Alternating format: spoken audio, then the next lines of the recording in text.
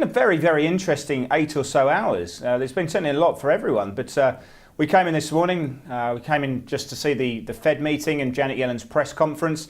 You know, some people are calling it dovish. I don't think it was dovish in any shape or form. I think the market was just positioned for potentially full rate hikes, or to be acknowledged, full rate hikes for 2017, 2018. That didn't happen. The Fed have maintained that very optimistic stance on the US economy. Janet Yellen said that the US economy was doing well, but that positioning was not quite met. The expectations were not quite met.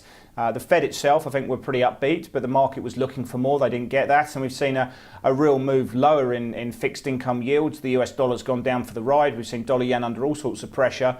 It's stabilised somewhat during the Asian time zone, but ultimately what we've been left with is a situation where the Fed have acknowledged that financial conditions have been very attractive. That's why they've raised rates in March, and they'll be pretty infused that financial conditions haven't deteriorated. Because the Federal Reserve have got this kind of Goldilocks scenario playing through, we've seen equity markets rally, you've seen high yield corporate spreads continue to narrow, and you've got a situation where people have been infused by what they've seen. Will we see a June rate hike? Well, I suspect that really depends now on financial conditions, real rates, and also what happens with the data over the next month. If that stays relatively firm, we're going to see another June rate hike, in my opinion, and probably another one in December.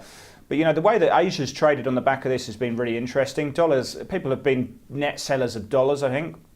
Aussie dollar had a bit of a move up, and all things emerging markets have done quite well from what we've been seeing from the Federal Reserve. But I think the concern here in Australia is we have seen a very soggy employment number today. We've seen the employment number 20 basis points above the expectations of the market. We've not really seen a huge amount of job creations. In fact, we've seen net jobs being lost, and the Australian dollar's dropped about 20 pips on the back of that. We've also seen China coming out and raising its short-term money market rates, 7-day repo, 14-day repos, and its outright monetary policy settings.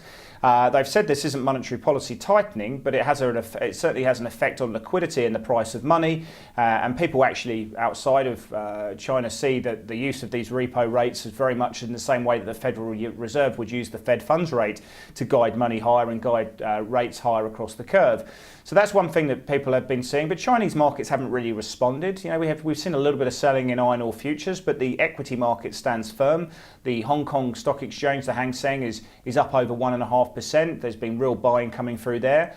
And you've seen emerging market currencies not really fall too much on the back of these moves from China. So we've had real big reaction to the Fed. We've seen lots of buying in gold and gold stocks. And that's a reflection that real rates have dropped sharply on the back of what we saw from the Fed. The real rate, 5-year real rate dropped about 16 basis points, very positive for gold. We've seen China raising repo rates, as I say, and then you've seen this employment number in Australia. So all in all, there's been plenty for everyone to look out for today.